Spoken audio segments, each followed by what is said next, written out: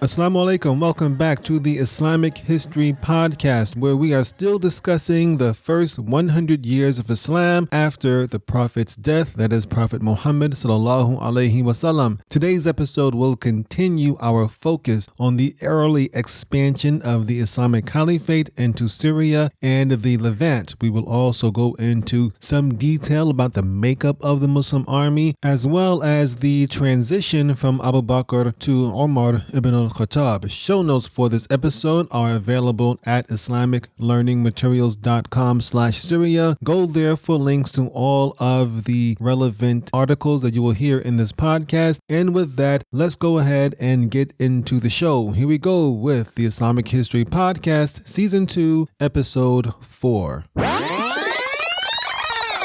So let's recap where we are so far in the story. After the Prophet's death, sallallahu alaihi wasallam, Abu Bakr was chosen as the Caliph, or the successor to the Prophet. Many of the Arabian tribes that were previously allied with Prophet Muhammad rebelled against Abu Bakr. Abu Bakr and his primary general, Khalid ibn Walid, launched a series of battles to subdue these rebellious tribes and bring them back under the fold of Abu Bakr's command. These battles were known as the Wars of Apostasy, also the Ridda Wars. After the conclusion of the Ridda Wars and Abu Bakr was able to consolidate the Arabian tribes under his rule, Abu Bakr then commanded Khalid ibn Walid to invade Persia and begin to subdue the Sassanid Empire that was in control in that region. Ultimately, Khalid ibn Walid was able to conquer most of the Persian territory in the Euphrates River region. While Khalid ibn Walid was fighting in Persia, Abu Bakr simultaneously launched an invasion of the Roman Empire, what we now call the Byzantine Empire, starting in the region known as Syria at that time, but in our time we would refer to it as modern-day nation of Jordan. However, before we get really deep into the story of the battles and all the things that transpired during this invasion of Syria, I thought it would be appropriate to discuss this Muslim army that was conquering these new regions. Exactly what kind of people made up the soldiers of this army?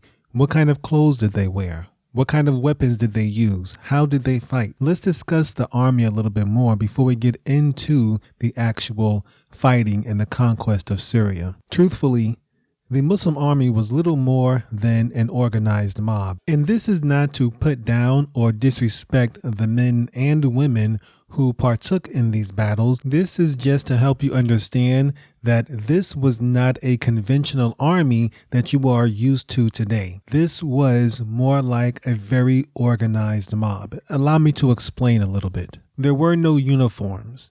The soldiers came with whatever clothes that they had available. Remember, when Abu Bakr needed to raise soldiers for the army, when he needed to fill out the ranks of the army, he simply sent out a message, made a call to the different tribes of Arabia and said, we need men, we need soldiers, we need fighters, come and join. And then the tribes would supply people to fight. Generally, these were volunteers. These were people who wanted to join the army, and they willingly joined the military under Abu Bakr's command. But keep in mind that from the Prophet's time, sallallahu alaihi wasallam, up until Abu Bakr, and even a little bit after his time, the Arabs were used to a very simple, unprofessional, unsophisticated form of tribal warfare. Now, there were rules, there were customs, but it wasn't the highly regimented and structured affair that we are used to these days. So there were no uniforms and there were no ranks.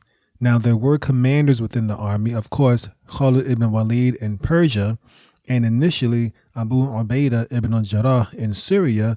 They were the overall commanders of their respective armies. But under them, they still needed lower level or sub-commanders to carry out their orders and to make sure the battle plans were implemented. But the people who got to this rank, who got to this level of sub-commander under Abu Ubaidah ibn al-Jarrah and under Khalid ibn Walid, they did not rise through the ranks as you would expect in a traditional military. People were often chosen to be the commanders or the lieutenants under Khalid ibn Walid based upon merit, based upon what they may have done the day before or in the previous battle. A person may have been chosen because they happened to be an influential member of their tribe, and therefore it was thought that they could be more successful in commanding the other tribesmen who joined them in that battle.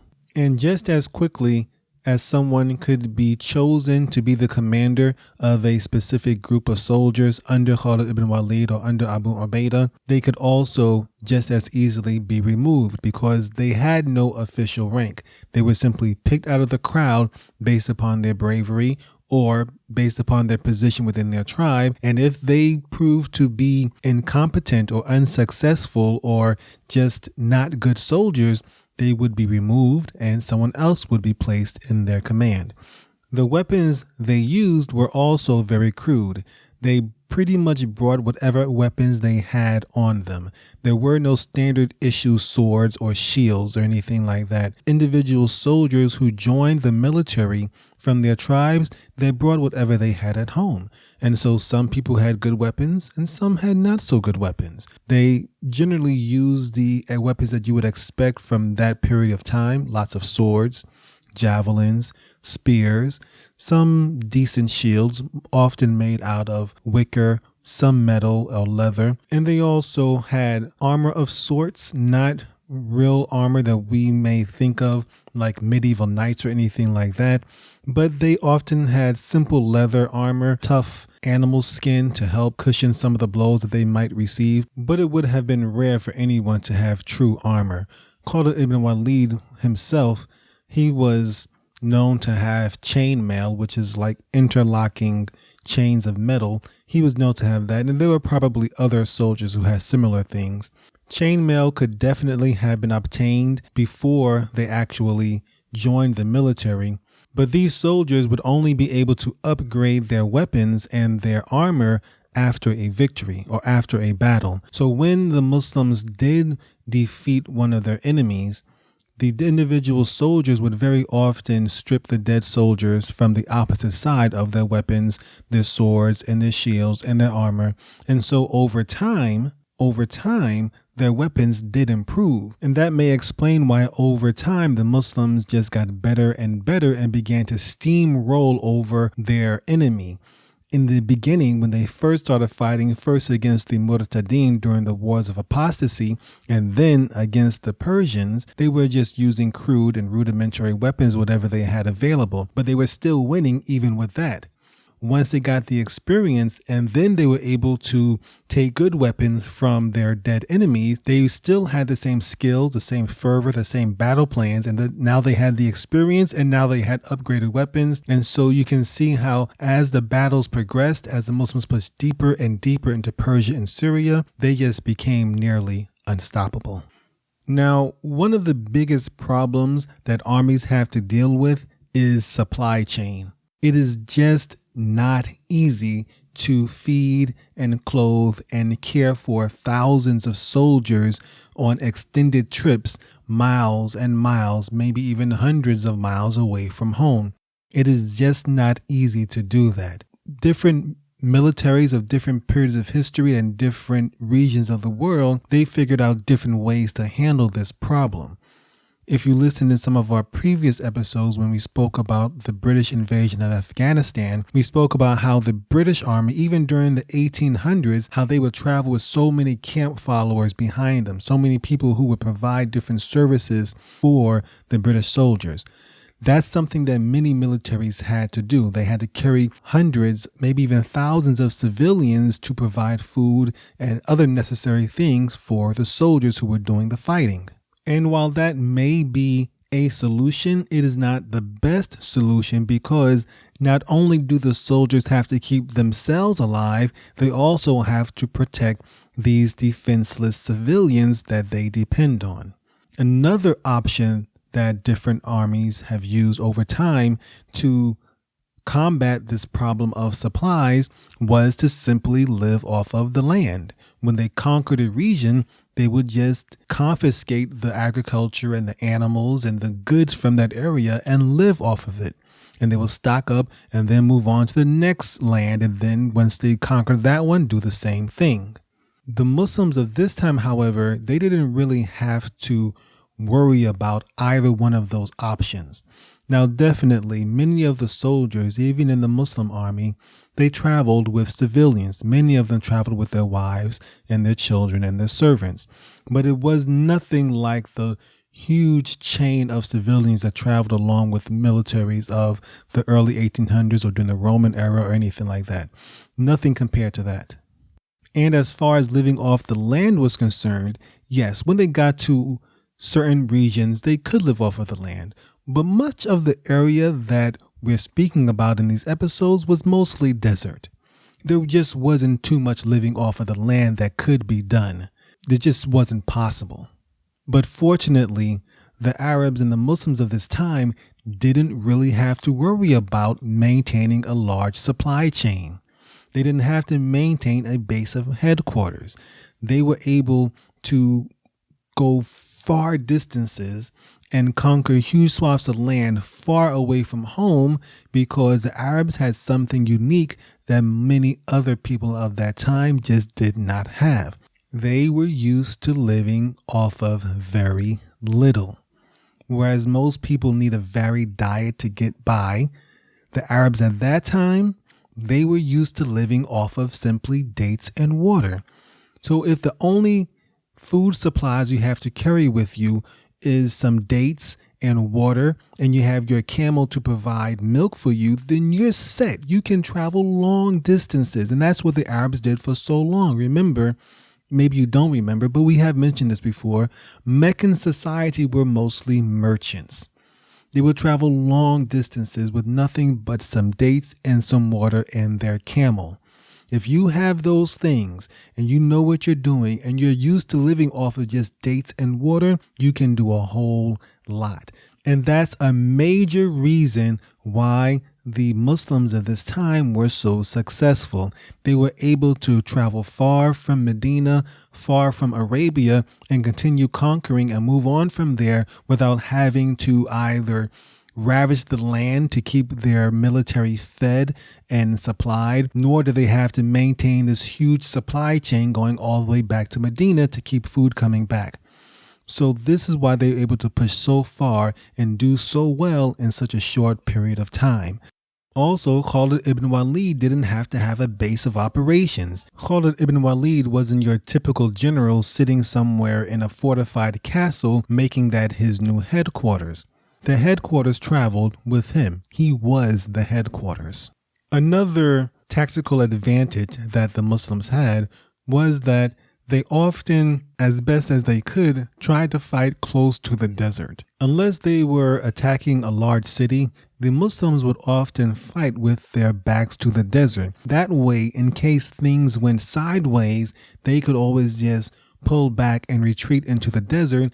And no Roman or Persian soldier in his right mind was going to try to follow them into the desert. That would be suicide. Okay, so now that you have a little bit of understanding about how the army under Khalid ibn Walid and Abu Ubaidah was operating, let's get back into the Muslim campaign into Syria. As you may recall from the last episode, Abu Bakr had sent 4 armies into the Roman territory. At the time, this area was known as Asham, or what we would translate as Syria today.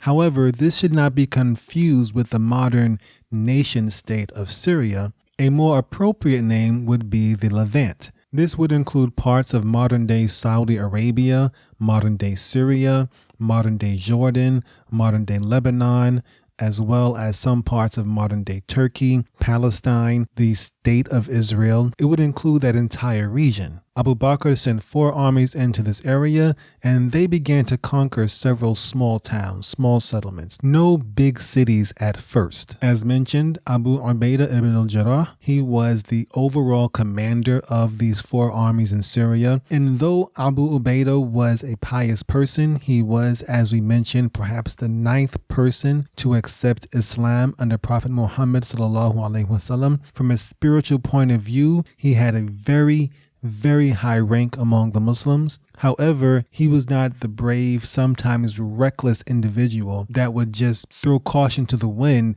yet use brilliant strategy and tactics to overcome an enemy. He was not the military mind that Khalid ibn Walid was. Abu Ubaidah ibn al-Jarrah was a pious person, but he was not the best military commander. Nonetheless, in the beginning, these 4 armies under Abu Ubaidah in Syria were actually quite successful. As we mentioned, they conquered some small settlements, and Yazid ibn Abu Sufyan wound up capturing the city known as Philadelphia at that time, which is modern-day Amman, Jordan. But as the Muslims pushed further and further into Syria, the Romans began to consolidate their forces and they began to push back. So Abu Ubaidah took these 4 armies that were under 4 different leaders and were on 4 different missions. He combined them into one large force in order to meet the Roman challenge. But even with these armies united into one large force, they were still severely outnumbered by the Romans.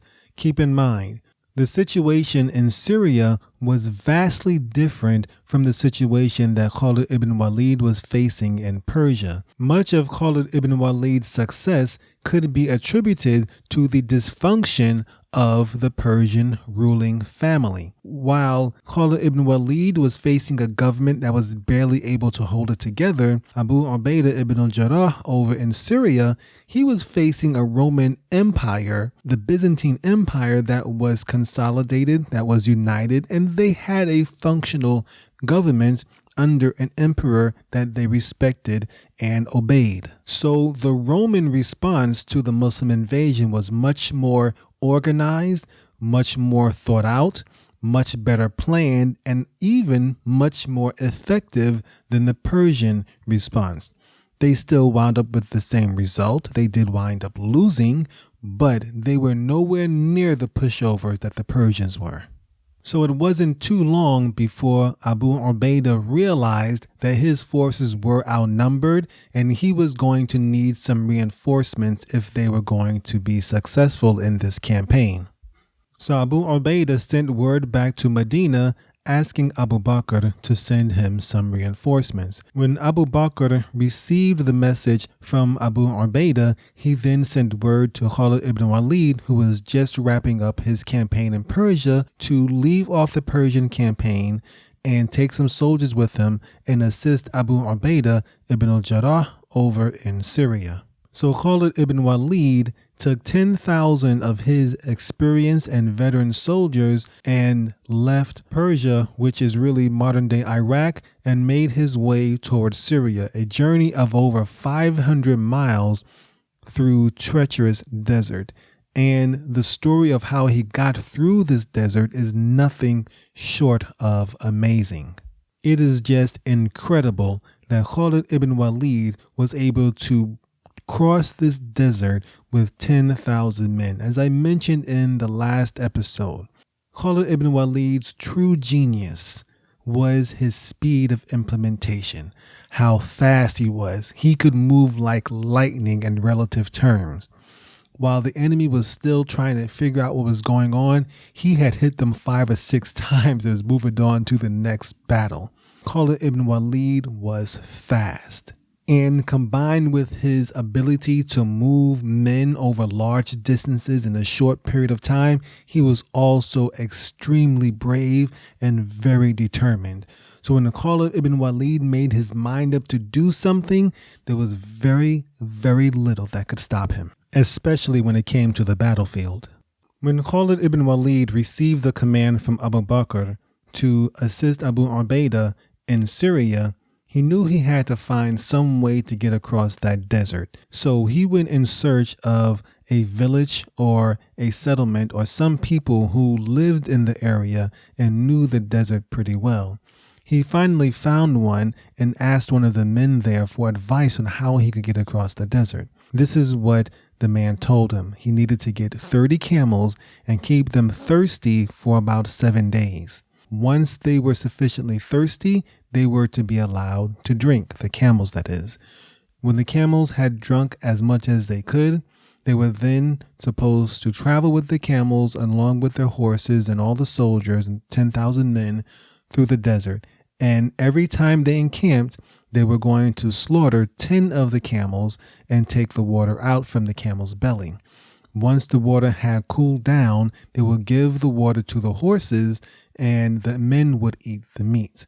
The reason for this was that it wasn't really a problem for the men, for the soldiers to carry enough water to last them. So long as they can find some sort of oasis or some sort of spring in the desert along the way, the men would be okay. However, carrying water for horses was very impractical. Also, if the horses died along the way, which horses could easily do, then the whole journey would be over before things even started.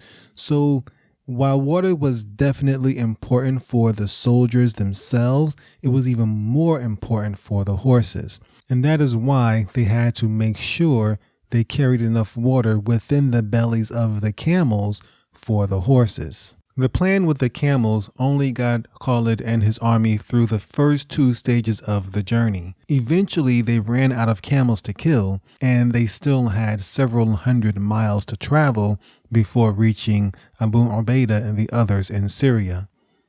Fortunately, Khalid ibn Walid had brought the villager who had given him the idea of the 30 camels in the first place along with him. So Khalid ibn Walid expressed his concern that his men would probably not make it to Syria if they didn't find water very soon.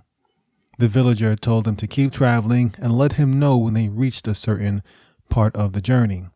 So they traveled a little bit further until they reached the area of the desert known as Sawa. Khalid informed the villager that they had reached Sawa, and the man dismounted from his camel and began to look around the desert here and there. Khalid and his soldiers just stayed back watching the man as he browsed through the sand and the gravel and the rocks of the desert until he finally came to a tree. When he came to the tree, he shouted, "Allahu Akbar." And the other men in Khalid's camp, they heard him shout Allahu Akbar, and so they also shouted Allahu Akbar. They didn't know what he was shouting about, but they knew he was happy about something. So they went to the villager to see what he was shouting about, and he was pointing to the tree and he told them, "Dig here, dig here." And so they immediately started digging near the vicinity of the tree, and before long, they came across an underground spring with enough water to satisfy them and all of their animals and fill their bags. And with that, Khalid ibn Walid was able to complete his journey through the desert until he reached Syria. And in another story that I've heard about this very same story through the desert, this man, this villager who found this location, he had only been there once before, and that was as a little boy with his father many, many years earlier. While Khalid ibn Walid and his 10,000 soldiers were trying to make their way over 500 miles of desert, Abu Ubaidah and his army were bogged down in a battle at Basra in Syria, and they were not doing very well. They were heavily outnumbered by the Romans, so much so that the Romans were confident enough to leave their fortress in Basra and come out and fight the Muslims in the field. The hope of the Romans were to use their superior numbers to encircle and outflank Abu Ubaidah's army and crush them from within. So Abu Ubaidah and his soldiers were not necessarily fighting to win. At this stage of the battle, Abu Ubaidah's main concern was to simply survive, not get outflanked by the Romans, and hold out long enough for reinforcements to come from Medina. He didn't know that the reinforcements that Abu Bakr had sent were actually Khalid ibn Walid coming over from Persia. And as the story goes, and this is probably early Muslim writers being a little over dramatic. Abu Ubaidah and his army were doing their very best to stay alive and were struggling and were just barely able to hold off the Romans, who were crushing them with superior numbers. Just as all hope seemed lost, over the crest of a hill, as the sun was rising, rode Khalid ibn Walid and his cavalry of 10,000 soldiers. And according to the story, it was not simply the fact that 10,000 soldiers were coming to reinforce Abu Ubaidah that terrified the Romans.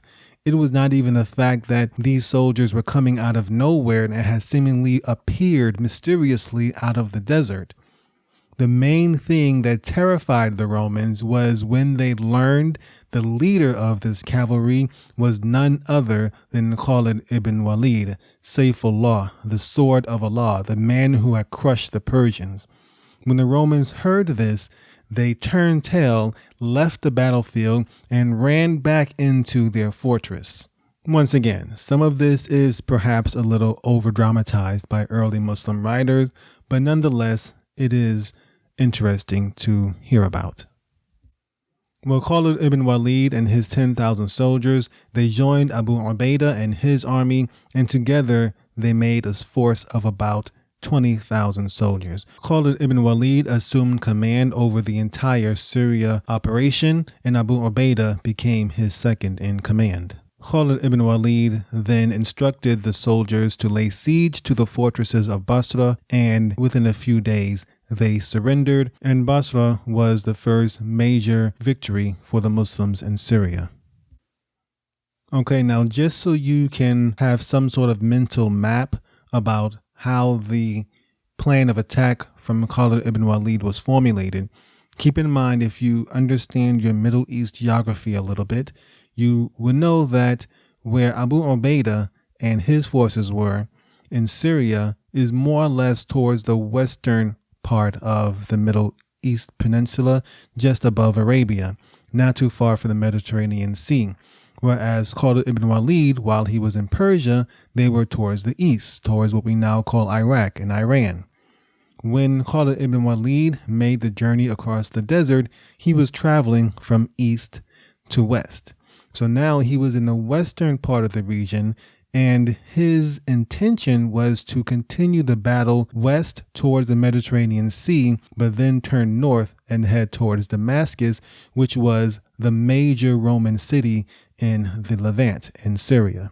Now, of course, this path would naturally include Jerusalem. However, Khalid ibn Walid knew that Jerusalem was a very important city for the Romans and for Christians in general, as it is for Jews and Muslims.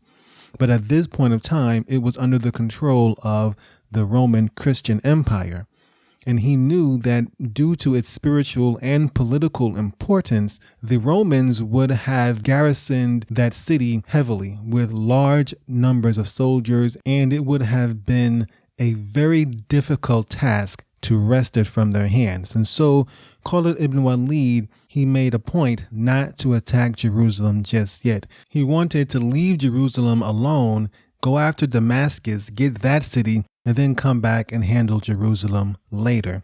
So instead, the next major battle was the Battle of Ajnadayn, which took place in the city of Ajnadayn, but it is in the state of the modern day Israel or Palestine, whichever is your preference, just to the west of the Dead Sea. And in fact, it is also only 25 miles east from the Mediterranean Sea. So right now, the Muslims were very, very close to the coastline of the Levant. Emperor Heraclius, when he heard about the defeat at Basra, he decided to send even more soldiers down into Syria to help protect his territory from the invading Muslims. And so he sent down 250,000 soldiers to counteract Khalid ibn Walid and Abu Ubaidah and the other Muslims. 90,000 of them made camp in the city of Ajnadayn. The rest were separated between other important cities along the way through to Damascus. When Khalid ibn Walid and his forces arrived at Ajnadayn, remember, they only had about 20,000 people in total, and roughly half of them had come with Abu Ubaidah up from Medina, and they were not used to fighting such large forces. The other half, however, came with Khalid ibn Walid from Persia.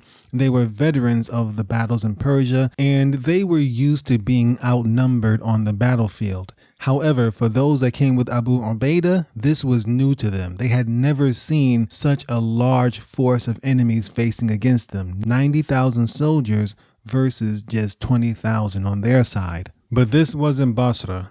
There would be no hiding inside of fortresses. There would be no siege. There would be no peaceful surrender. This battle was absolutely important for both sides. For the Romans, if they didn't stop Khalid ibn Walid and the Muslims at this juncture at Ajnadayn, then there would be nothing in between the Muslims and Damascus. Damascus was the real prize, as that was the de facto capital of the area. The Romans didn't want it to get to that. They wanted to stop the Muslims here at Ajnadayn before Khalid ibn Walid made a beeline for Damascus. And on the other side, for the Muslims, it was equally as important for them. They had to get through Ajnadayn and defeat this large force, because almost certainly the battle at Damascus would be even worse. There were two things that Khalid ibn Walid did to give himself the best chance for victory. First, he took a reserve force of 4,000 men and put them to the side under Yazid ibn Abu Sufyan. Their purpose was not to join the fight immediately. They were to hold off to the side and not join the battle until Khalid ibn Walid gives them the signal. The next thing that Khalid ibn Walid did was stretch his lines out very, very far and very, very long. Meaning he stretched his lines of soldiers out very far in order to prevent them from being outflanked. The Romans, when their soldiers came out to meet the Muslims in battle, they did a similar thing. They stretched their lines out just as long as Khalid ibn Walid has stretched his lines of soldiers out. However, the Romans' lines were much, much deeper than the Muslims were. Before the battle started, a Roman priest came out to discuss things with Khalid ibn Walid and try to bring a peaceful solution to the current battle. Of course, Khalid ibn Walid's solution was always the same. It's either going to be you accept Islam and come under the command of Abu Bakr, or you will keep your religion, but you will have to pay the jizya and understand that you are a subjugated people, or we will let the swords sort things out. The priest, of course, decided that there was nothing left to do but to fight, and he returned back to his ranks. The battle started with both sides shooting volley after volley of arrows after each other. The Romans had the advantage in this because, number one, they had more arrows, and number two, they had better bows and arrows. And so the Romans were able to shoot deeper and further than the Muslims were, and they could lean further back and avoid the Muslims' arrows who couldn't shoot as far. In this respect, the Romans had a serious advantage, and they were able to impress upon the Muslims just how numerous their forces were and just how serious of a battle was ahead for them. When the Romans shot their arrows into the sky, and I know this may sound cliche, but they were so numerous that the sky was darkened out. And the Muslim forces were just astounded at how many soldiers they would have to face. After the two sides had finished shooting arrows at each other came the individual duels, with individual Muslim champions squaring off against individual Roman champions. In this respect, the Muslims had the upper hand, and they were able to kill several of the Roman champions, which served to demotivate the enemy, the Romans, and help to motivate the Muslims. Especially since the Romans usually sent their commanders and officers to these duels, whereas the Muslims, who didn't really have ranks and labels and titles, they would just send out the best fighter that they could find, or the person who was most eager to go out there and do something. So when all was said and done, as far as these duels were concerned, the Romans had lost several of their top commanders and officers. When the dueling was done and the arrow shooting was done, then came the real battle. The two sides squared off and they clashed against each other when Khalid ibn Walid ordered his forces into an all-out assault. And they fought throughout the day and only finally stopped fighting when it just became too dark and the two sides retreated to their individual camps. After that first day of fighting, the Romans counted their losses and realized they had lost thousands of soldiers and several of their best officers and leaders, whereas the Muslims had only lost a few hundred soldiers in total. The Romans realized they couldn't continue like this and had to find some way to change things into their favor. And from their perspective, their main obstacle was not the soldiers themselves. They had to get rid of the commander, Khalid ibn Walid. And so the Roman general, he decided that on the day of the battle, he would trick Khalid ibn Walid and try to kill him before the battle even started. The next morning, when the two sides lined up for battle, the Roman commander, he called to meet with Khalid ibn Walid. The two leaders met in the center. The Roman general's plan was to lure Khalid ibn Walid out into the open and then have his soldiers ambush him and kill him while they were pretending to discuss peace.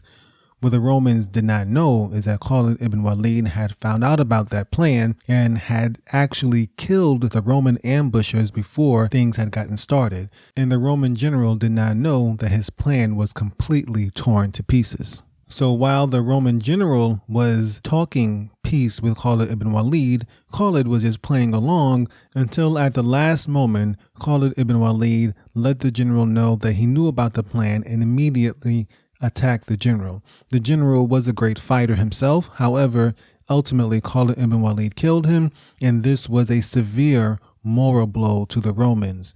Then Khalid ibn Walid once again called out for an all-out assault, and the Muslims' forces rode forward and the two sides clashed. However, without their primary general and with so many of their best officers killed during the duels, the Romans didn't really stand a chance. And before long, they were routed and were running off for safety and trying to flee the Muslims. And they lost thousands upon thousands upon thousands of soldiers. This was one of the most crushing defeats for the Romans, and they lost lots of wealth, lots of lives, and they also lost the city of Ajnadayn.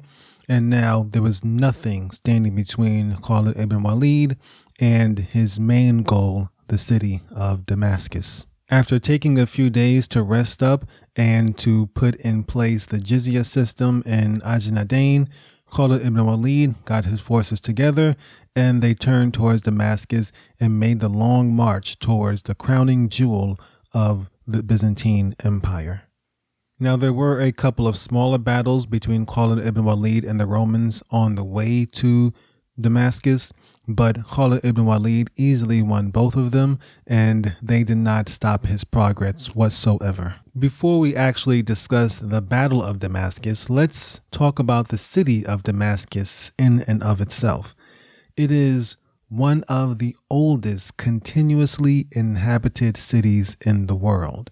Now, I want you to listen to the names that different cultures and different civilizations gave the city of Damascus and see how similar they are. The ancient Egyptians, they called it Temsqua.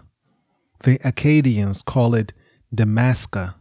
The ancient Hebrews called it Damasek.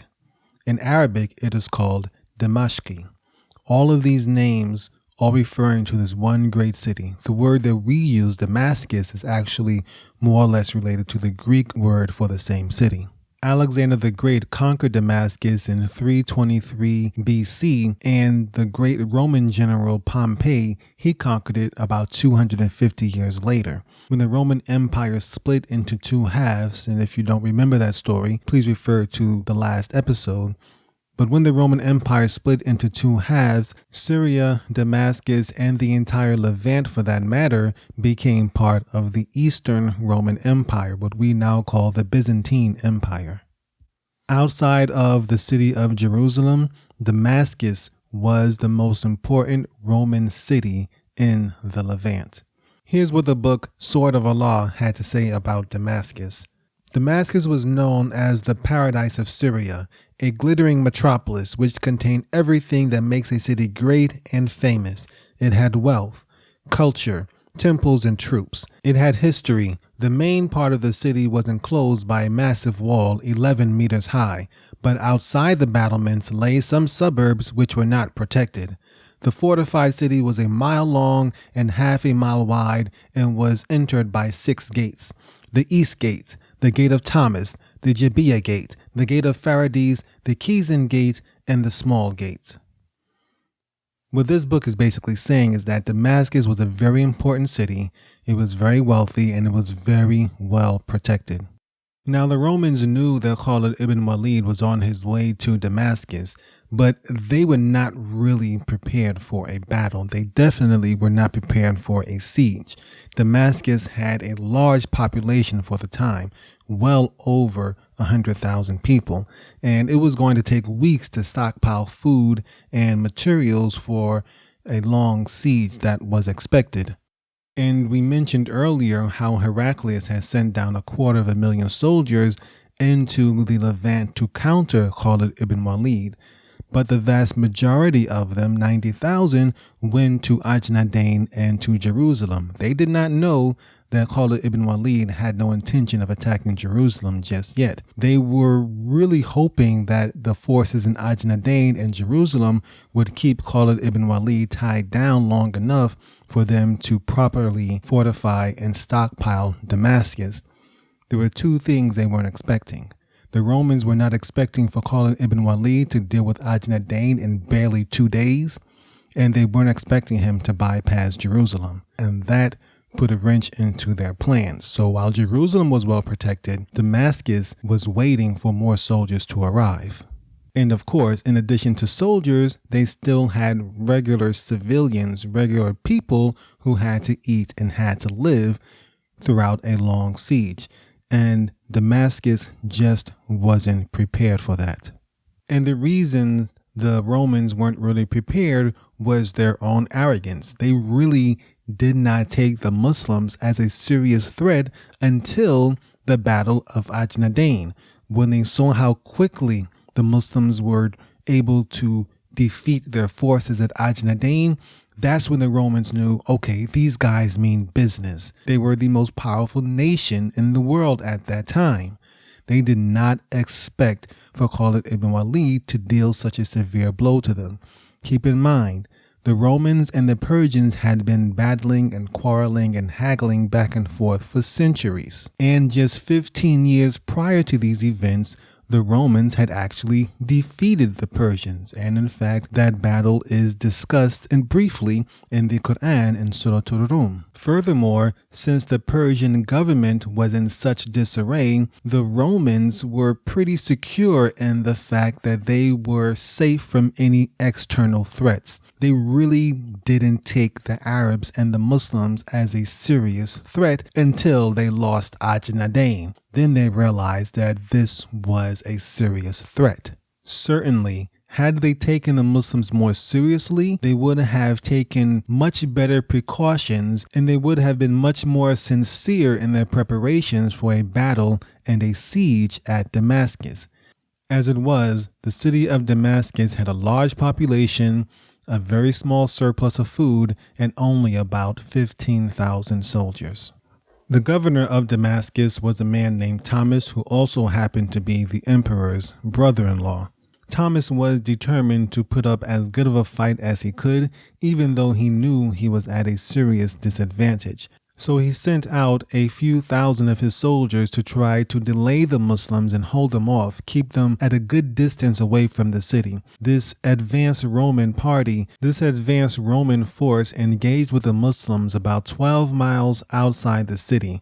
There were a few duels between the two sides, and eventually there was an actual battle. This time, the Muslims had the numerical advantage, and the Romans had to eventually retreat and return back inside the walls of the city. The next day, Khalid ibn Walid arrived at the city and broke his army up into several different factions, placing one group at each of the 6 entrances to Damascus. The Muslim forces, remember, numbered roughly around 20,000, while Thomas's forces inside of Damascus were only about 15,000. The Romans were by no means about to come out of the city and face Khalid ibn Walid man to man. They were going to sit down and hunker and prepare for a long siege as best as they could and hope that Heraclius would send reinforcements before too long. Khalid ibn Walid knew this, and he set his own men down and prepared for a long siege as well. However, he made sure all of the entrances to the city were covered, all 6 gates that is, so that the Romans would have a very hard time sending word back and forth. However, a city is a city and it is very big, and most cities have several entrances that people may not know about. So even though Khalid ibn Walid was able to seal off the main entrances to the city, there was no way he was going to completely seal the city up and never allow anything in or out. Thomas's messengers were able to slip past the Muslims and get word to Heraclius that the city of Damascus was in dire straits and really needed some support. Heraclius responded by ordering 12,000 soldiers from the nearby city of Emesa to go to Damascus and lend them a hand. Here we're going to see another example of Khalid ibn Walid's genius, his speed of implementation. When he learned that the 12,000 soldiers were on their way from Emesa to Damascus, he did not wait for them to come.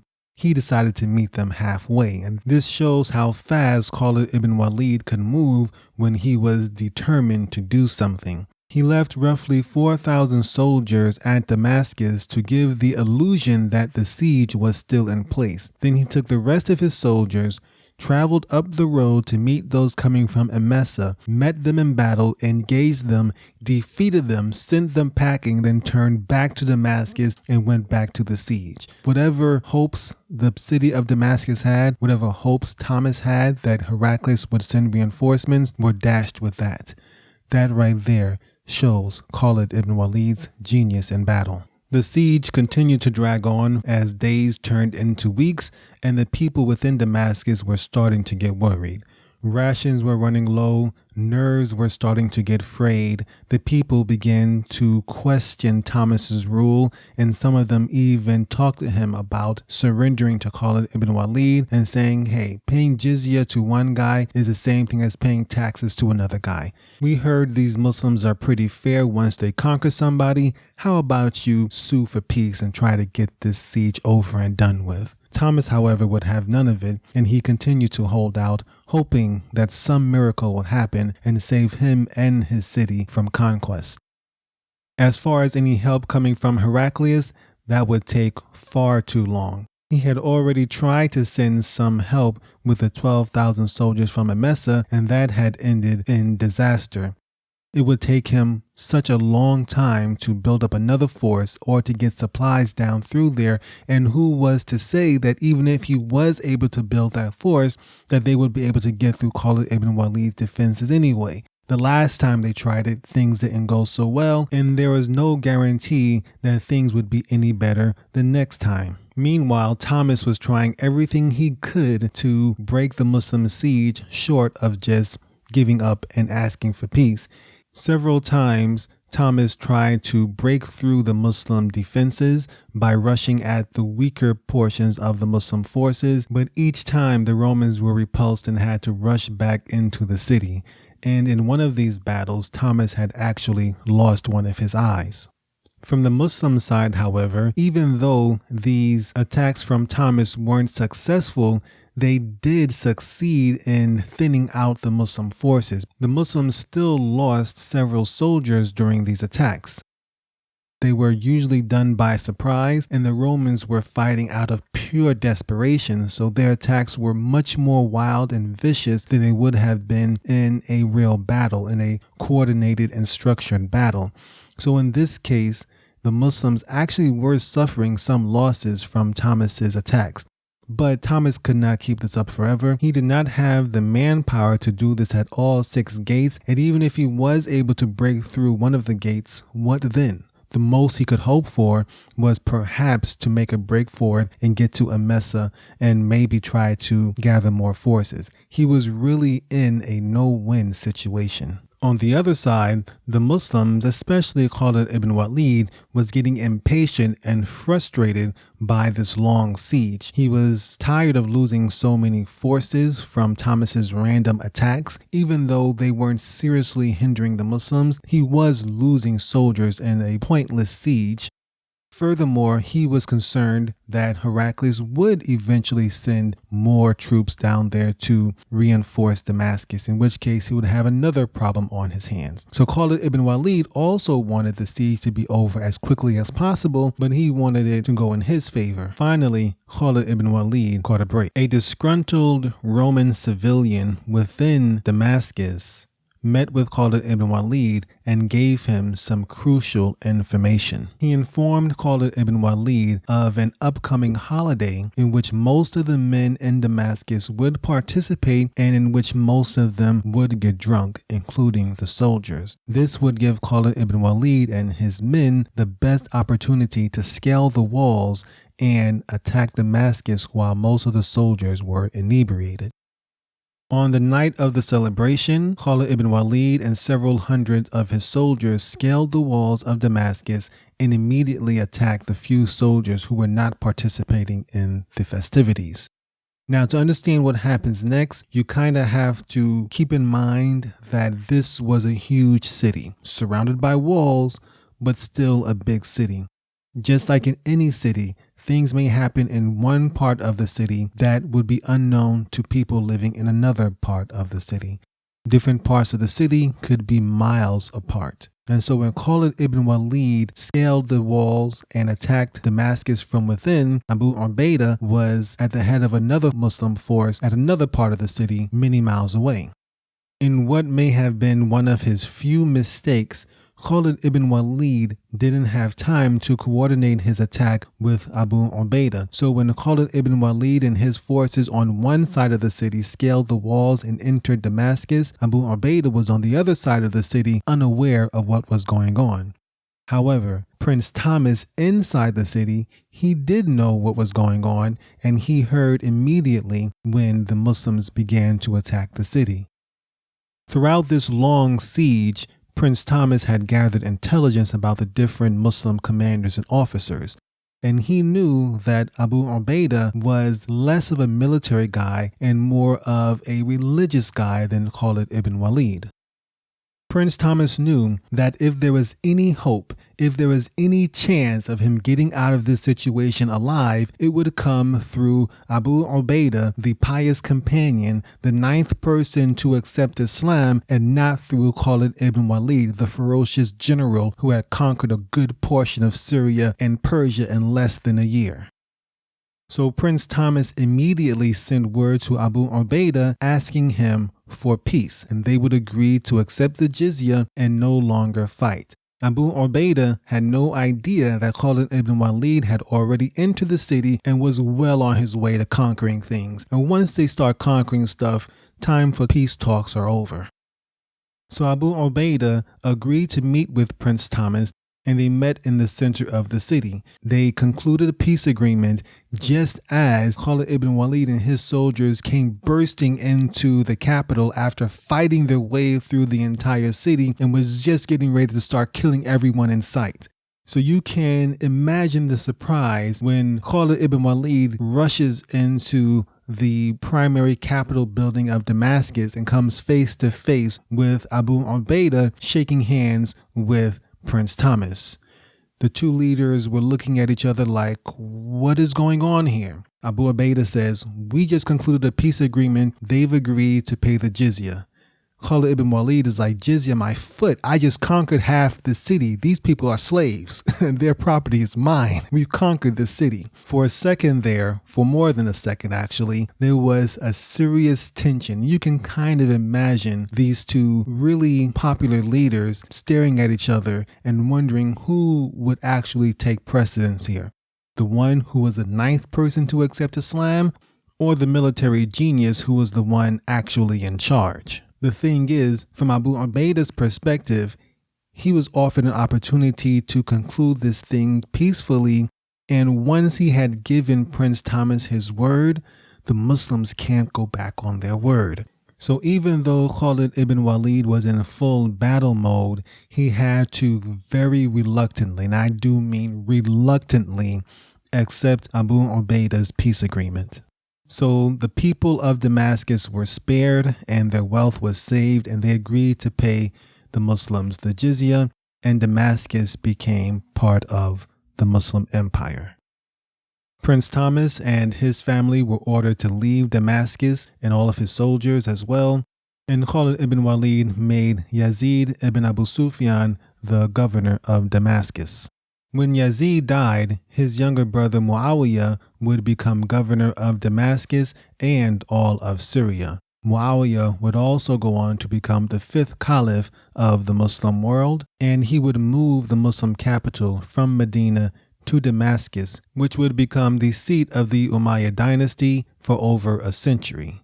But that's a story for a later episode. Meanwhile, back in Medina, things were changing rapidly. Most importantly, Abu Bakr had fallen sick. He had caught a fever, and it continued to worsen, and he did not recover over the next 2 weeks. All of this was happening while Khalid ibn Walid and his army were still mired at the siege of Damascus. However, at some point it became clear that Abu Bakr would not recover, and he knew it was time to name a successor. He called all of his closest companions, and he began to question them as to their opinion of the next leader. The person that he had in mind, however, was Omar ibn al-Khattab, who was his closest advisor, as Abu Bakr had been Prophet Muhammad's closest advisor during his time. Most of the companions of Abu Bakr agreed that Omar ibn al-Khattab would make a fine caliph. However, some did express concern about Omar's strictness. Eventually, Abu Bakr decided that Omar would be the best person to succeed him, and he declared in his will that Omar would become the caliph after his death. Let's read Abu Bakr's last will, in which he declares Omar ibn Khattab as his successor as the caliph of the Muslim world. This is the pledge which I, the Caliph of the Messenger of Allah, sallallahu alaihi wasallam, have made at a time when his last hour in this world is at hand and the first hour of the hereafter is approaching fast. In such a state, even a disbeliever comes to believe, and a transgressor too attains conviction. I have appointed Omar ibn al-Khattab to be your Caliph, and I have never fallen short of your expectation in doing good for you all. Thus, if Omar takes to justice and endurance, it is quite within my knowledge. If he commits anything wrong, I am unaware of the unseen. What I have decided upon is nothing but good. Everyone has to face the consequences of his deeds. Those who have wronged will come to know by what overturning they will be overturned. And then Abu Bakr recited a verse from the Quran, chapter 26, verse 227. Those who have wronged will come to know by what overturning they will be overturned.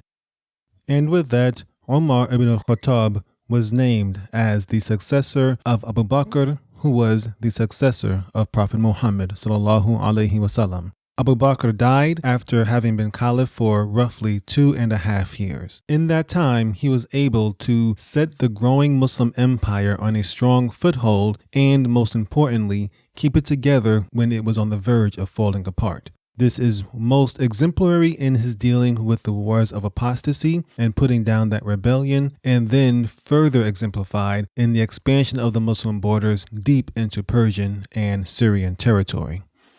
During Abu Bakr's reign, Muslim life and culture remained pretty much the same as it was during the time of Prophet Muhammad sallallahu alaihi wasallam. Things were very simple and mostly tribal-based. After all, Abu Bakr died just a few years after Prophet Muhammad sallallahu alaihi wasallam died.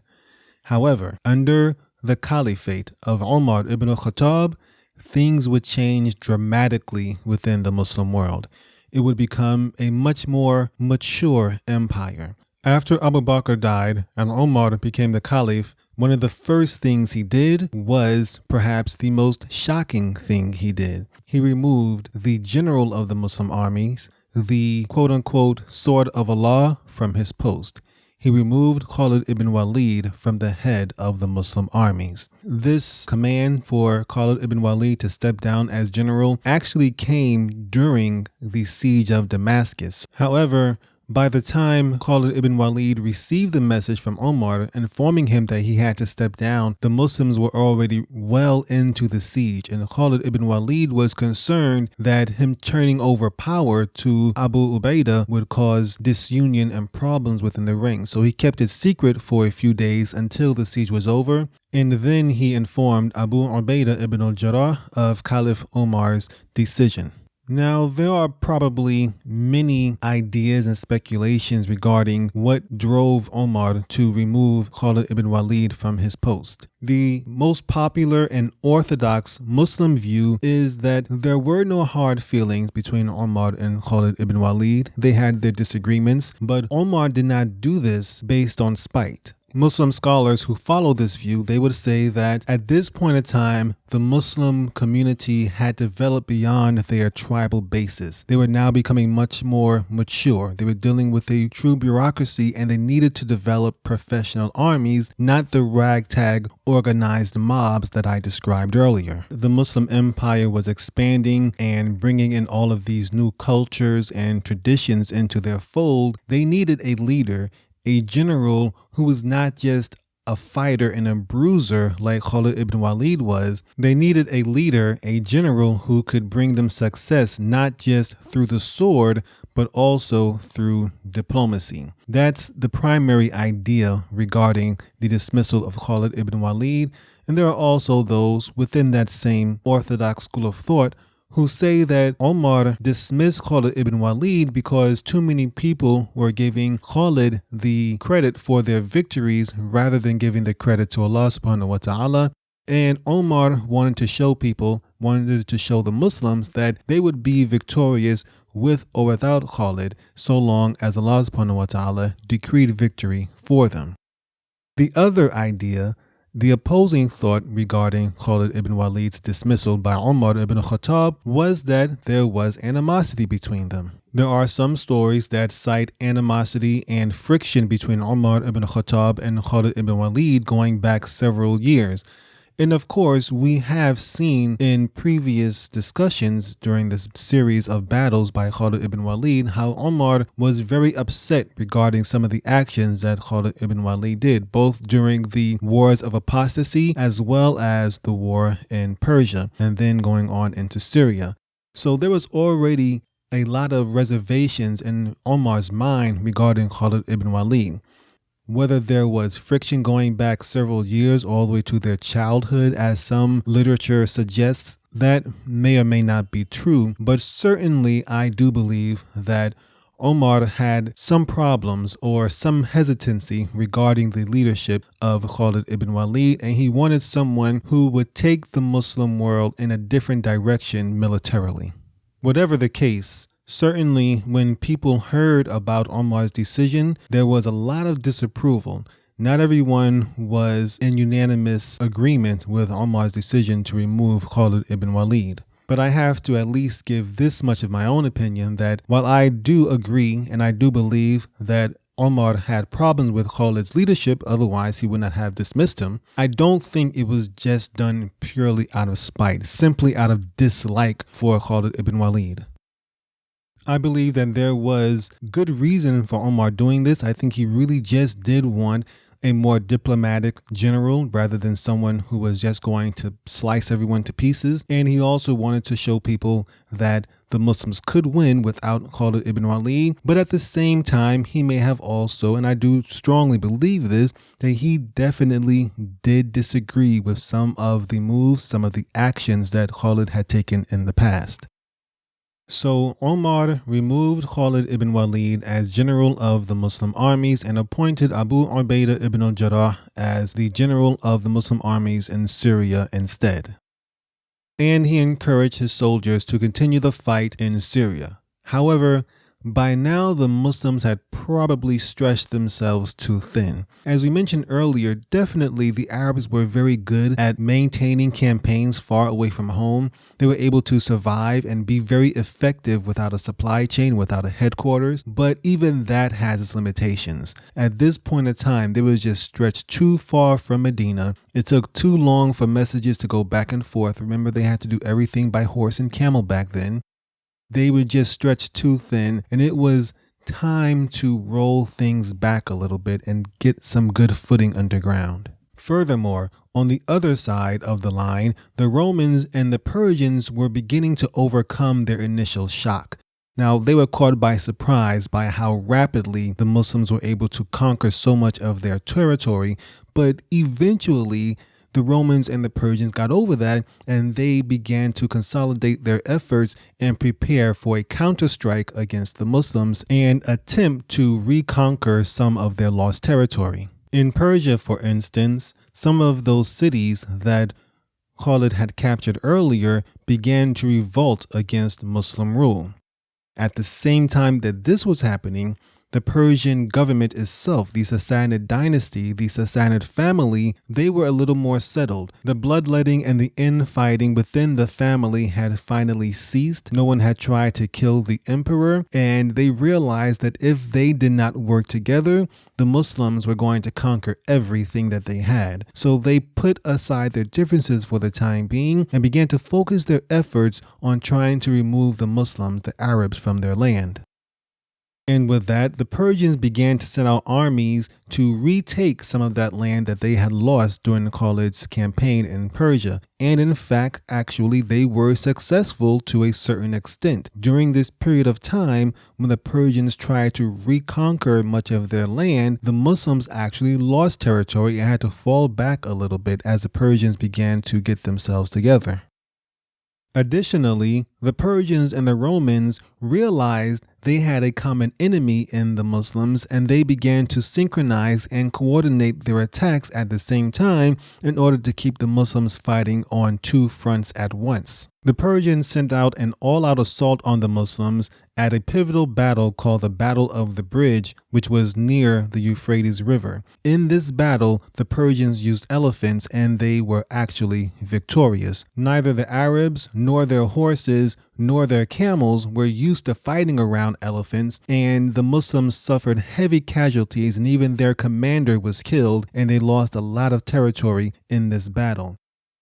In a series of victories on the Persian side, the Muslims were pushed all the way from the Roman border, the Persian-Roman border, all the way back to the city of Hira, which Khalid ibn Walid had captured almost a year earlier. When Omar ibn al-Khattab heard about these dramatic losses in Persia, he knew he had to make some serious changes. One of the major changes he had to do was remove the ban that Abu Bakr had put in place on those who took part in the wars of apostasy. Omar needed bodies, he needed men, he needed soldiers, and that rule from Abu Bakr's was not going to cut it. So Omar made a call to all of the Arab tribes within the Muslim territory to send men and reinforcements to contribute to the battle, and he lifted the ban on those tribes that had taken part in the wars of apostasy. All was forgiven. He needed manpower.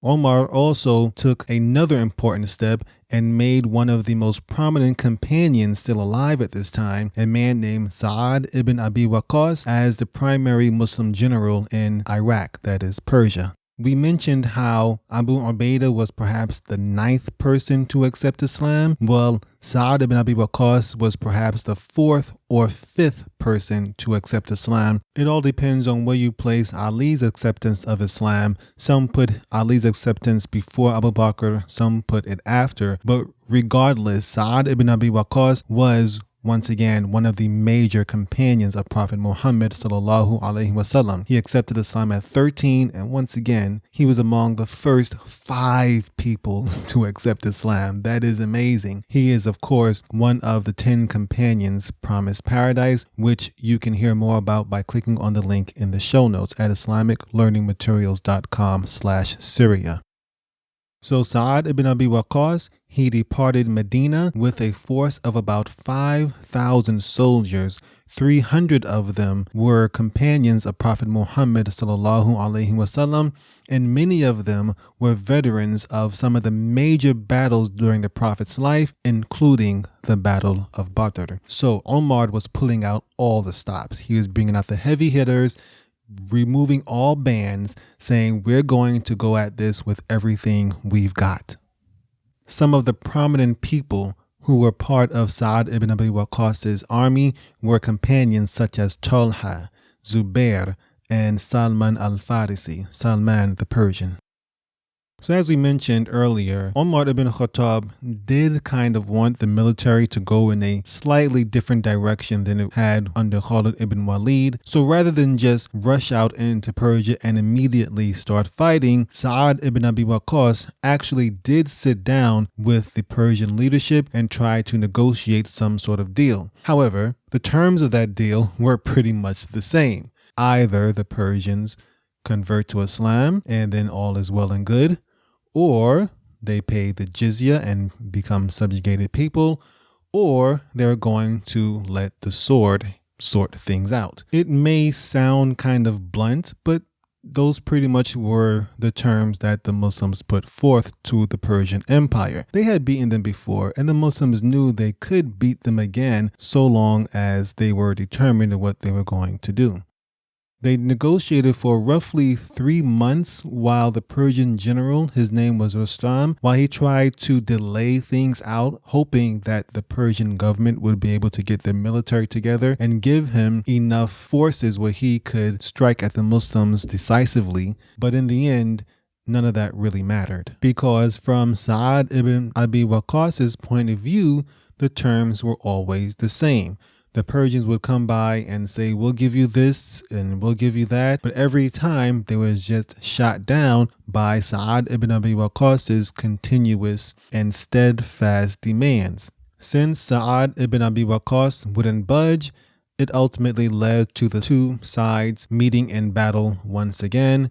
And this time, the Muslims decided not to battle on the bridge or on the Persian side of the Euphrates River as they had done before when they suffered so many losses. They decided to allow the Persians to cross over to their side of the Euphrates River and deal with things that way. We will discuss the outcome of this battle in the next episode of the Islamic History Podcast, inshallah. For the time being, however, let's go over to Syria and see how things are going over there. In Syria, the Muslims continue to push further north, but there is still several areas to the south that they had not actually conquered yet. Remember, we mentioned how Khalid ibn Walid had avoided the city of Jerusalem. The good thing about this strategy, at least from the Muslim point of view, is that it cut off the Roman territories in the north from the Roman territories in the south, meaning that they would find it very difficult to communicate and supply each other.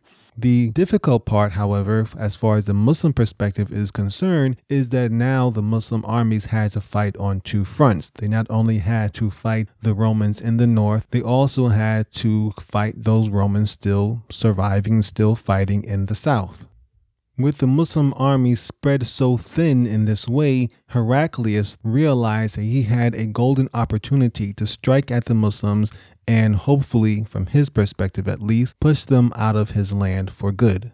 So in time, Heraclius was able to put together a massive force and prepare a decisive counterattack against the Muslim armies. That as well, we will discuss in the next episode of the Islamic History Podcast, inshallah. For now, however, let's discuss some of the major points of Omar ibn al-Khattab's Caliphate, the time that he was the ruler of the Muslim world. For many people, this period of time that Omar ruled, 1 decade, 10 years, for many people, this is considered the golden age of Islam. Before we discuss his accomplishments and his achievements, let's actually discuss the title that Omar eventually took upon himself. For one thing, of course, he was called the Caliph. Caliph, as we mentioned before, it literally means successor, someone who succeeds someone else. So Abu Bakr was the first caliph as he succeeded Prophet Muhammad sallallahu alaihi wasallam. Omar ibn Khattab was the second caliph as he succeeded Abu Bakr, who succeeded the Prophet. However, Omar ibn Khattab, he also took on another title, one that would stick with the leaders of the Muslim world for the next 1,000 years, that was called Amirul Mu'mineen, or the commander of the believers.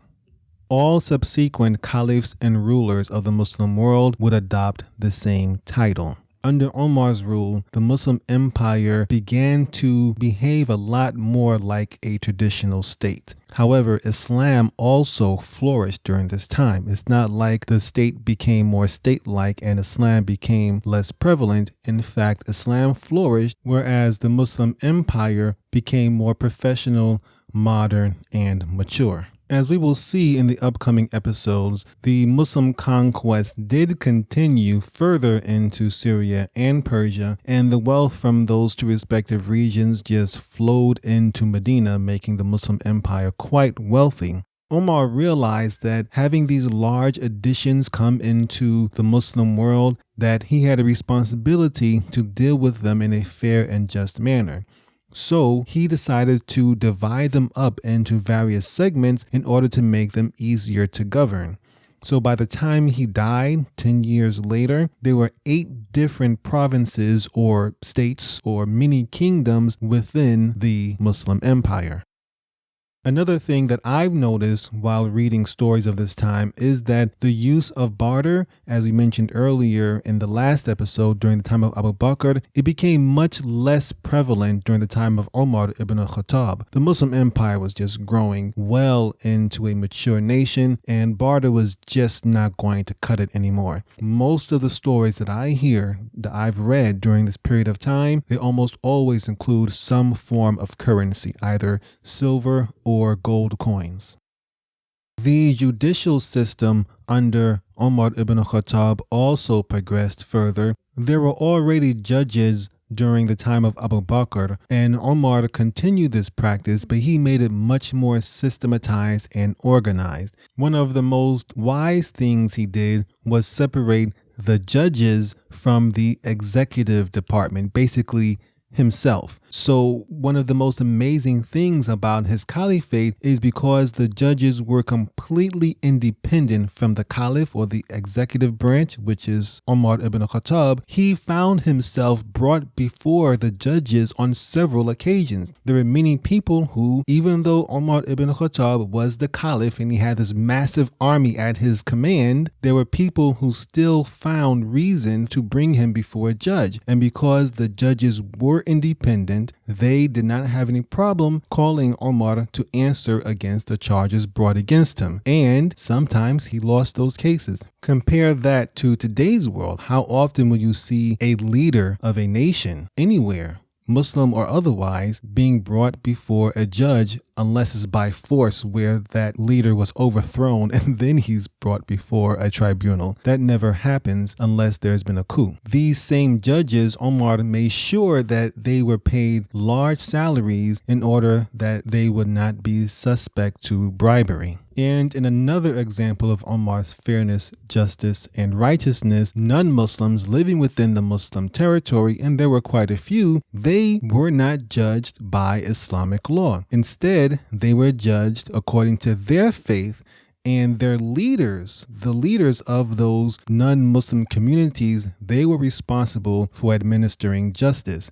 So, contrary to popular belief, wine and alcohol flowed within the Muslim lands. That's because the non-Muslims within those lands were allowed to have them because Islam could not be forced upon them. Now, it was not very popular in the Muslim communities, but within the non-Muslim parts of the Muslim empire, where non-Muslim communities live, if, according to their scripture and their beliefs, alcohol was permissible, it was allowed to have it so long as they did not sell to Muslims. Furthermore, much of this new land that came under the Muslim control, it wasn't confiscated. It's not like the Muslims and Omar ibn Khattab and the companions took this land from the non-Muslims who were living it there before and made it their own. Instead, Omar made sure that the only lands that the conquering Muslims could take were public lands that had previously belonged to the Roman or Persian governments. Private lands, however, were left alone.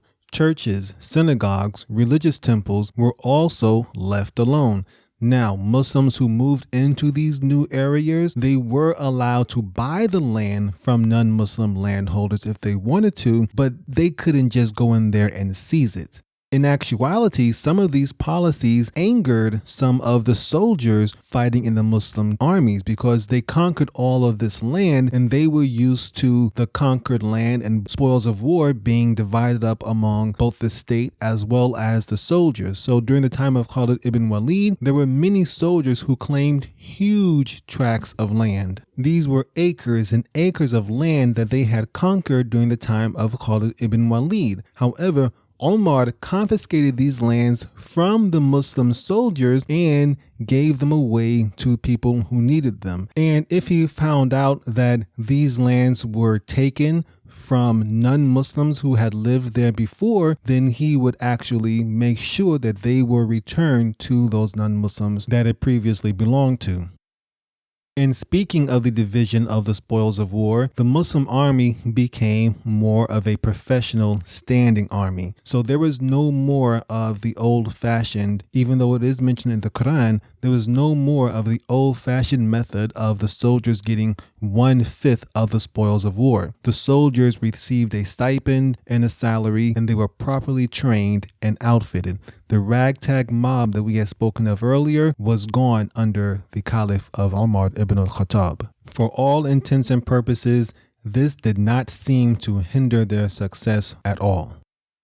One of the most popular attributes of Omar ibn al-Khattab as Caliph was his righteousness and his justice. One of the things that he made sure happened during his rule was a stipend system for the veterans of the Battle of Badr as well as the members of the Prophet's family. But the thing about Omar is that he kept expanding this stipend system and expanding it further and further and further until eventually everyone who lived in Medina, both free and slave, were receiving a stipend.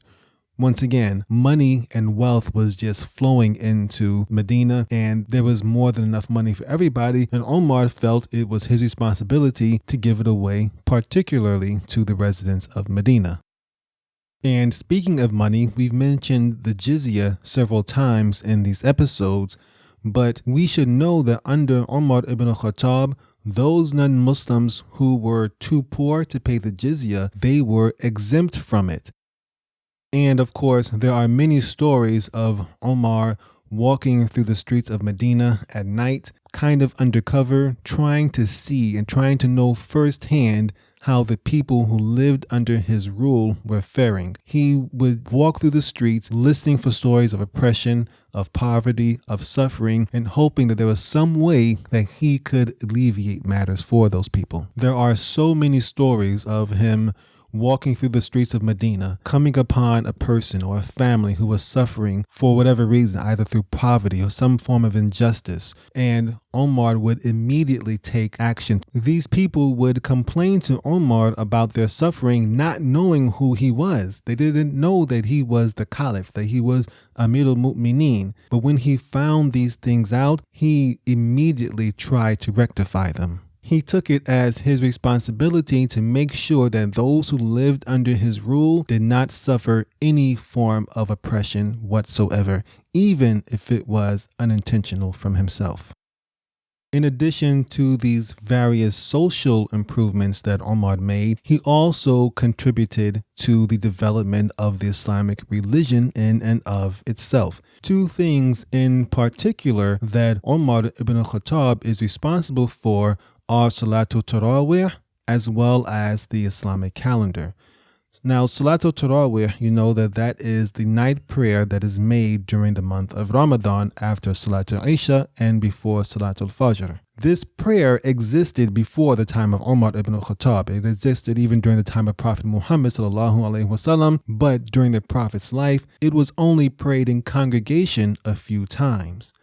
As the hadith goes, as the story goes, Omar came into the masjid in Medina one night during Ramadan and saw everyone making tarawih separately, and he didn't really like seeing that, and so he made them all come together into one jamaat, into one group. And since that time, the tarawih was always prayed as a congregation, even though, of course, Islamically speaking, it is permissible to make the tarawih on your own individually, but collectively is the standard practice throughout most of the Muslim world. And the second thing is the calendar. Now, before Omar's time, the Muslims always had months, and the Arabs had months before they became Muslims. The month of Ramadan is mentioned in the Quran, and that was, of course, revealed long before Omar ibn al-Khattab became the Caliph. The month of Ramadan is mentioned, as well as several other months are mentioned in the Quran and throughout the hadith of Prophet Muhammad sallallahu alaihi wasallam. So the Arabs had months, and they had a system where 12 months equaled 1 year, but what they didn't have was an effective method of keeping track of the years. We keep track of years by giving them numbers. This is currently the year 2015. In a few weeks, it will be the year 2016, so forth and so on. The Arabs didn't have that. If they had to acknowledge a certain year, they would mostly call that year by some major event that took place within that year. So the year that Abraha attacked the Kaaba and invaded Mecca with his elephants, it was called the year of the elephant. However, that system, while it may work in the tribal lands and among a few tribes, that is not going to work for an empire covering hundreds upon thousands of miles. You need something much more unified and much easier to understand. So it was Omar who established the hijrah of Prophet Muhammad sallallahu alaihi wasallam from Mecca to Medina as year 1 of the Islamic calendar. So at the time that Omar established this calendar, he knew that it was roughly 14 years after the hijrah. He was able to call it year 14, and from that point on, the Muslim calendar has continued to roll forward. So we are now in the year 1437 AH, or 1,437 years after the hijrah of Prophet Muhammad sallallahu alaihi wasallam, the migration from Mecca to Medina.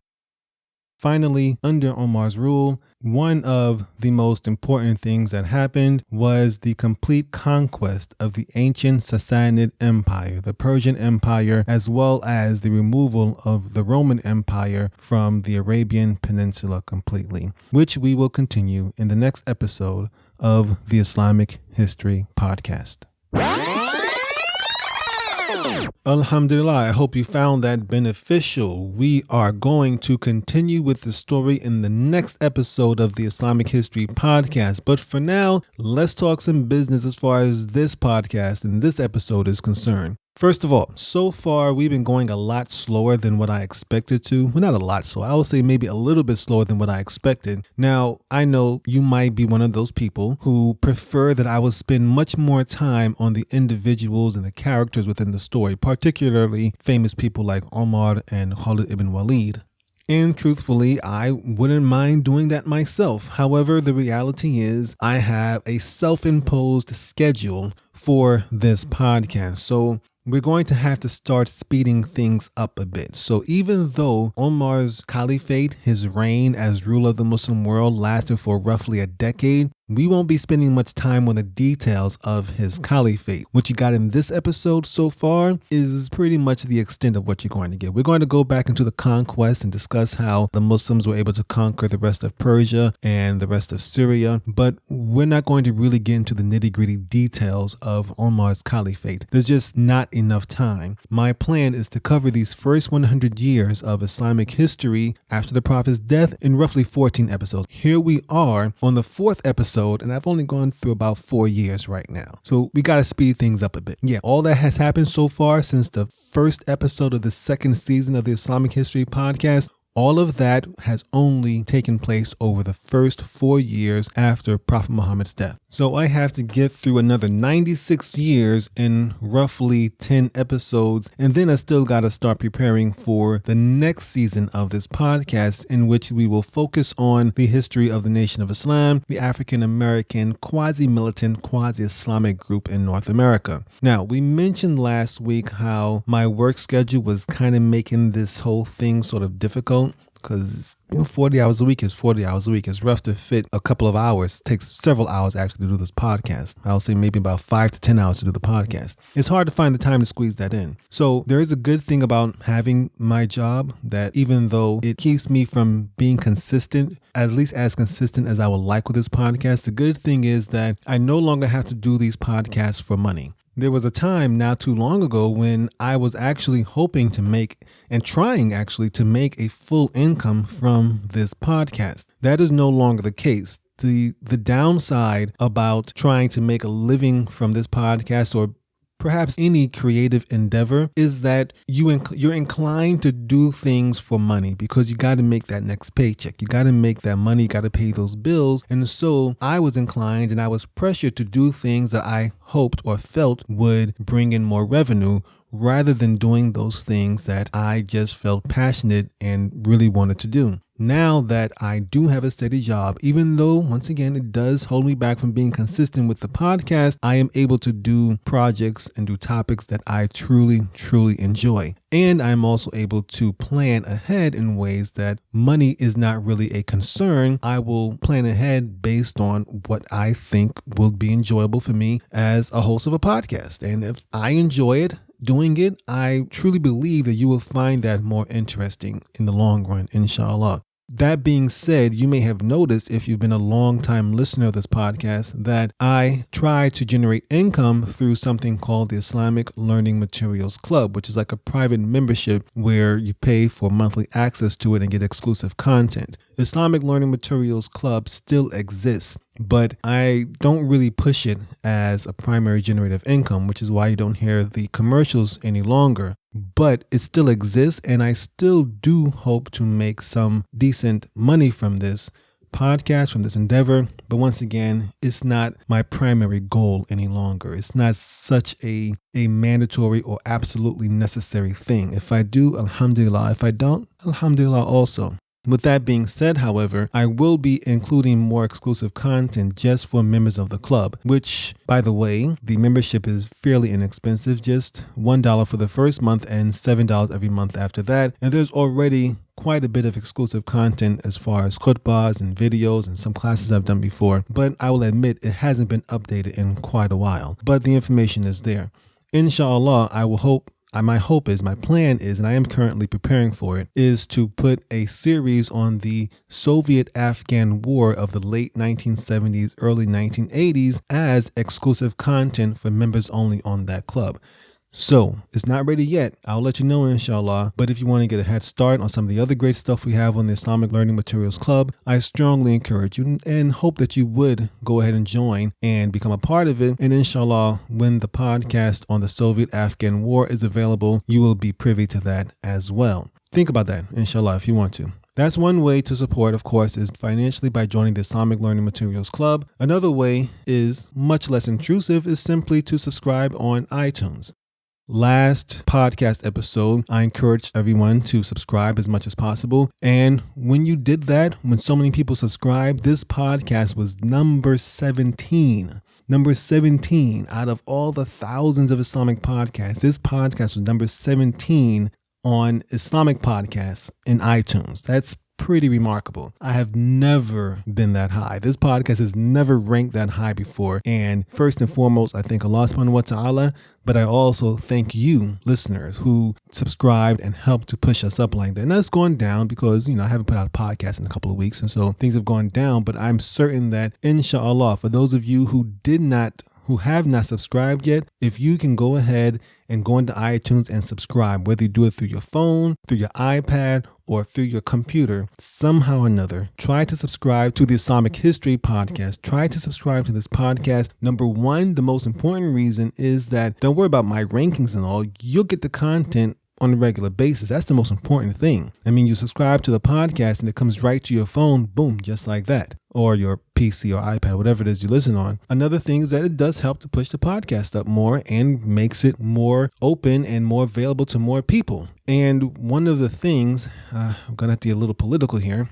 One of the problems that I believe is really hurting the Muslim world right now, particularly the English-speaking Muslim world, is that we don't have access to much Islamic education. Now, granted, this is not the same thing as taking a fiqh course and taking a course on the hadith and tafsir al-Quran and stuff like that. This is not the same thing, but there's a lot of misconceptions and misperceptions about Islam, especially Islamic history, from both Muslims and non-Muslims. And I hope that, inshallah, this can help clarify some of these misconceptions and help us all understand how things were done. And truth be told, some of the things that we hear may not be comfortable to you, but it is history, and it is important to know it and learn how to deal with it. And so, inshallah, I hope that you would feel that this information is valuable to you and others. And if you can subscribe on iTunes, that will help to make this better, because quite frankly, there aren't that many English language Islamic podcasts out there. Not good ones, at least. There really aren't that many. So really try to do that, inshallah, to help us out. All right, last thing before wrapping up, we do have a new review on iTunes from a long-time listener. And this is from a listener named Sweet P Inc. And I know who that is. Alhamdulillah, she has been a long-time listener to this podcast and has helped the podcast in many ways. And I thank her for her help and support, as well as her following comments, which read as follows. This podcast is both educational and entertaining. I can't express how appreciative of the time and effort that Brother Mutaki has put into educating us on our deen. May Allah forgive, preserve, and bless him immensely. Ameen. Thank you, Mutaki. You are appreciated. Well, alhamdulillah. Thank you, sister. She is once again a longtime supporter of the show, going all the way back to 2013. Seems such a long time ago, huh? Back before, man, this show has gone through quite a few iterations since then. And alhamdulillah, I thank the sister for her help and support. Links to past episodes of this podcast regarding the lives of Abu Bakr and Omar and Sa'ad ibn Abi Waqqas and Abu Ubaidah ibn al-Jarrah are all available on the show notes for this episode, which you can find at islamiclearningmaterials.com/Syria.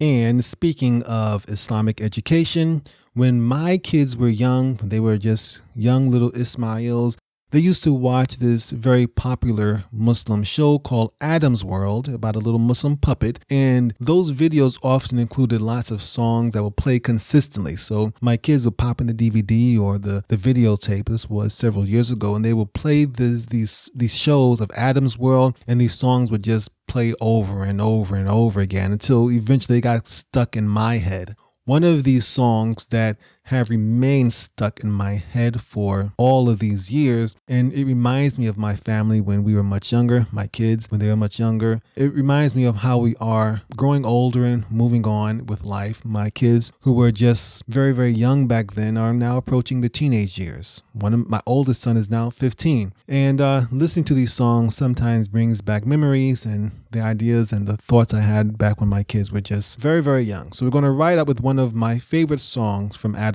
World called Thank You Allah. So here we go, riding out with Thank You Allah from Adam's World.